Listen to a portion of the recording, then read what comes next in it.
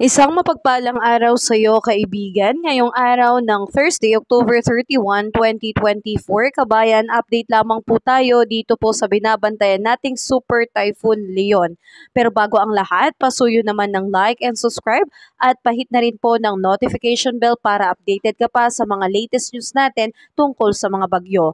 Kabayan, ngayon nga pong araw na ito, patuloy pa rin po na namamayagpag po sa ating bansa, lalo na po dito sa may Batanes, ito pong epekto ng Super Typhoon Leon. Sa ngayon, ang mata ng Super Typhoon ay namataan sa layong 190 km east of Basco, Batanes. So kabayan, ito po ay unti-unti na talagang lumalapit dito po sa area ng Batanes, kaya patuloy na po silang nakakaramdam ng malalakas na bugso ng hangin. Mas malakas na po dahil mas malapit na po itong Super Typhoon sa area ng Batanes.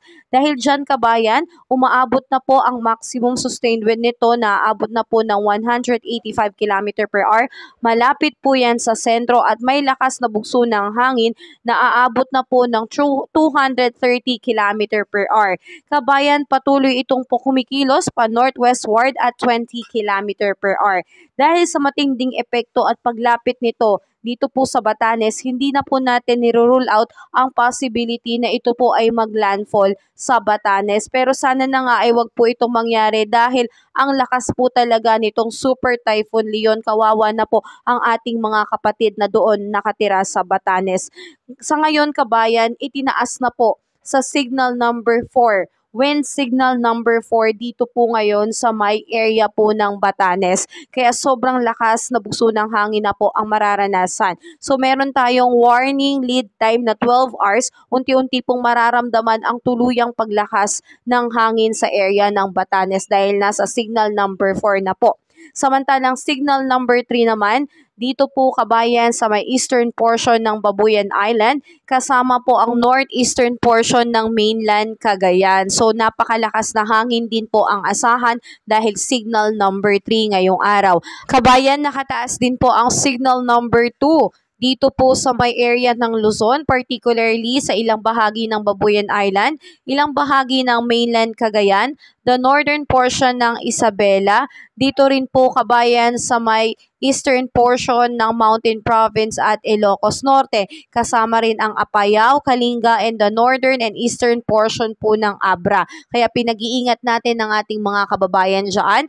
At samantalang signal number 2 po, dito po sa may ilang bahagi ng Isabela, Quirino, Nueva Vizcaya, the rest of Mountain Province, Ifugao, Benguet, ilang bahagi ng Abra, Ilocos Sur, La Union, Pangasinan, Nueva Ecija, Aurora, and the northeastern portion po ng Tarlac. Kaya kabayan, sa mga areas na nabanggit, tayo po ay mag-ingat at mag-monitor po ng ating kapaligiran at lagi po tayong manood ng balita dahil oras-oras posibleng magbago, so posibleng tumaas o kaya bumaba po ang mga signal number po na diniklara sa mga lugar na nabanggit. Sa ngayon kabayan, dulot po ng malakas na bugso ng hangin nitong Super Typhoon Leon. Patuloy po makakaranas ng epekto nito ang mga lugar po ng Cordillera Administrative Region kasama ang Quirino, Nueva Vizcaya, Aurora, Bataan, Metro Manila, Calabarzon, Mimaropa, Bicol Region, Northern Samar, and most part po ng Western Visayas. At by tomorrow po, malakas na bugso ng hangin pa rin ang mararanasan dito sa may Batanes and Babuyan Island. At kabayan, posible po na within the next 48 hours kabayan, high risk na po talaga and life-threatening na po itong bagyong Leon dahil sa storm surge na po na binababa. Dahil inaasahan kabayan na pinakamalakas pong mararanasan itong bagyong Leon, lalo na kung ito po ay lalapit na po sa area ng Batanes. Damang-dama na po ito kahit nasa coastal localities pa lang po ito ng Batanes at Babuyan Islands. Kabayan, posible pong itaas sa storm surge warning number 7 ngayong araw by 8 p.m. ito pong Batanes at Babuyan Island dahil po sa sobrang lakas at lapit ng mata nito dito po sa bagyong o sa Super Typhoon Leon. Kaya kabayan, isama po natin sila sa ating mga panalangin. Ipanalangin po natin ang ating mga kapatid na talagang pinaka-apektado nitong Super Typhoon Leon. At dahil nga kabayan, malapit po itong mata nito sa coastal water po ng Batanes, may nakataas po na gale warning signal sa mga kalapit seaboards ng lugar na iyan. Siyempre, directly po may nakataas po na gale warning signal dito po sa seaboards ng Batanes. Aabot na po ang alon sa karagatan up to 14 meters po kabayan. Sobrang taas po niyan. And up to 12 meters naman dito sa seaboards ng Babuyan Island. Up to 10 meters dito po sa may seaboards of northeastern portion ng mainland Cagayan. Up to 6 meters naman po dito po sa northern seaboards of Ilocos Norte, seaboards of Isabela, and the remaining seaboards of Cagayan. Up to 5 meters naman po sa may seaboards of Northern Aurora. And up to 4.5 naman po dito sa natitirang bahagi po ng seaboards ng Ilocos Norte. So napakataas po talaga ng tsansa na ito po ay maging mapanganib po lalo po sa ating mga mangingisda. Kaya hindi po muna pinapayagang pumalaot ang ating mga mangingisda dahil napaka-risky po at napaka-mapanganib po sa kanilang buhay maging sa kanilang kabuhayan. Ito pong matataas na alon dulot po ng Super Typhoon Leon kabayan.